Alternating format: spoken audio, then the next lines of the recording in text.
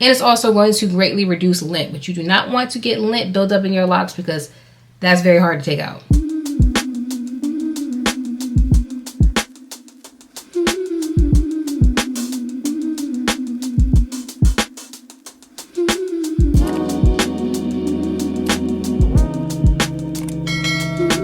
Hey baes, welcome back to my channel. If you are new, my name is Alexandra. What do you guys think of my space buns? It has been a long time since I've done space buns on my locks. This was like my go-to hairstyle to do during my starter lock phase, and I have not revisited it since. And I was just here filming some content and I threw it up. I still have my hair in 2-strand twists. I've had my hair in these 2-strand twists for like almost a month now, which is crazy because I've literally never ever leave my hair in a style for that long, but it's such a low manipulation style. But I decided to throw it up in these cute little space buns and I'm loving them. They look so cute. I look like Minnie Mouse.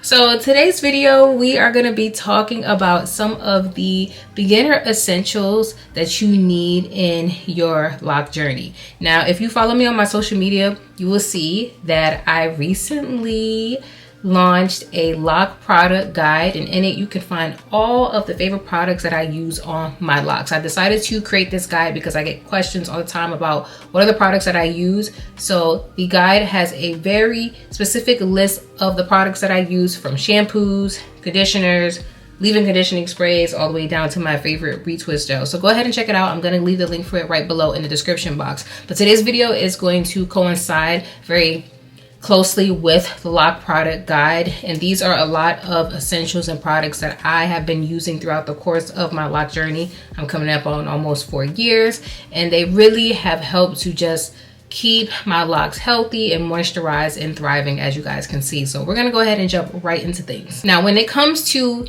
healthy locks, you gotta have a healthy scalp. A healthy scalp environment is always going to lead to, for the most part, healthy hair, unless you have underlying medical issues, okay? But we're talking about if you have no issues, you know, everything is good, you want to have a healthy scalp environment. So one thing that you definitely want to have an essential in your cabinet when it comes to your hair products is a clarifying shampoo. Now, this clarifying shampoo is going to not only remove any product buildup that you have, and it is very easy to actually experience product buildup with locks, especially if you're using like edge gels in the front. That's when you usually will tend to see it. But if you're somebody that is using like any heavy products on your locks, which you shouldn't be doing, but it's going to help remove the product buildup, but also prevent lock buildup over the time.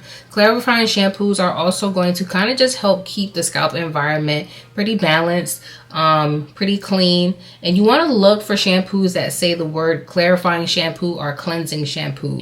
One of my favorites to use is peppermint castor soap, but there are some other ones that are really great out there as well. But definitely go ahead and check out my lock product guide to just see the exact one that I like to use, okay? Now, when you are using a clarifying shampoo, you do want to make sure that you are following up in between with a moisturizing shampoo. This is just going to bring some balance back to the scalp environment and bring some moisture back in. The next thing that is very important in your lock essentials is having a lightweight water-based leave-in conditioning spray. And I think this is probably one of the biggest adjustments that I had to make with my hair when I started my locks, because prior to locks I had loose natural hair and I was prone to using like heavy cream-based leave-in conditioning creams, right? And like shea butters and things like that. And having locks, I've had to completely remove that from my hair care routine and focus on things that are more water-based and not creamy-based. And so that is a big adjustment, but the reason why you want to focus on these things is because it's going to, again, prevent product buildup. When you have loose natural hair, it's easier to use those products because they're easier to wash out. But with locks, you have to remember that this is solid. It's, you know, it's not hollow. It's going to have the potential to cause product buildup, and over time product buildup can just be really, like, severe product buildup can be really hard to remove. And I'm pretty sure you guys have seen videos online of that. Like, it can be a nightmare, okay? I wouldn't want that to happen to my locks either. So you want to make sure that you are focusing on lightweight moisturizing sprays, lightweight water-based conditioning sprays. Definitely look at the labels and make sure that that first ingredient is water. Hydration is going to be essential for preventing dryness when it comes to your locks, but you also don't need much, right? Like locks are really just super low manipulation. You don't need a lot. So rose water spray is a great option to use. And of course, always make sure that you're sealing the hydration in with a lightweight oil. And this literally leads to the next item on my list, which is lightweight oil. So similar to when we had like loose natural hair, you know, we would follow our moisturizer up with a oil to kind of seal and lock that moisture in. It's the same kind of process when it comes to locks, but just making sure that it's more of a lightweight oil. So some of the recommended lightweight oils: sweet almond oil, jojoba oil is really good. I personally really enjoy using sweet almond oil. I've been using it for quite some time now on my locks, probably since the very beginning in my own little mix that I make. I add a little bit of castor oil just because of the benefits of castor oil, but it's not a lot of castor oil because castor oil can be very, very thick.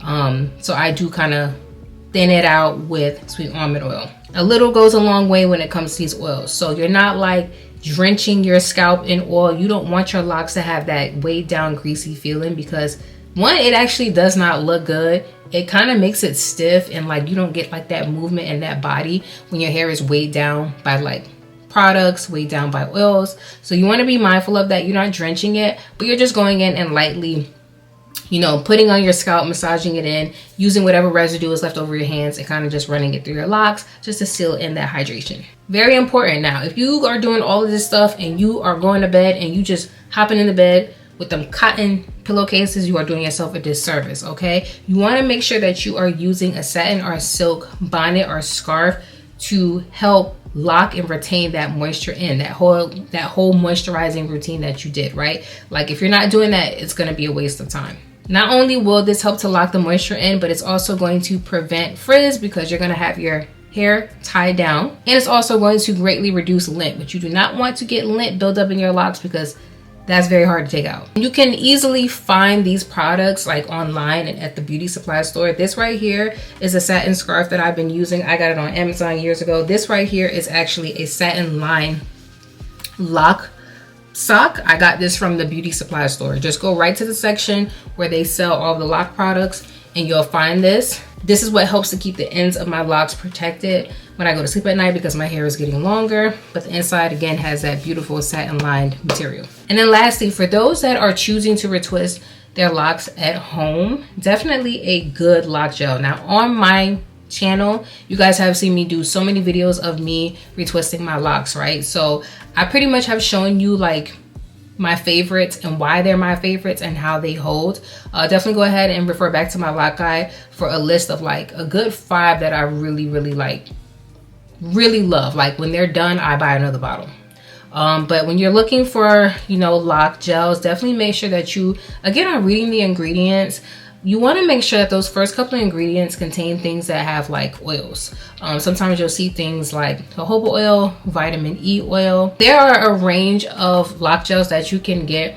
There are really inexpensive ones that are great, and there are expensive ones that are great too. So it really just comes down to just doing your due diligence and just paying attention to like the products that are in it and just being mindful of the products and how well they react with your hair, because some people can be allergic to certain things. Okay, so this was just a quick little video, you guys. Hopefully it was helpful. Let me know in the comments below, what are some additional essentials that you have been using on your locks that you feel are greatly beneficial? I would love to know. Definitely check out my lock product guide for all of the products that I use on my locks, you guys. I'm super excited that I was able to launch. It is a free guide, by the way, so definitely go ahead and check it out for yourself. Give this video a thumbs up, hit the subscribe button, and I will see you in next week's video. Bye bye.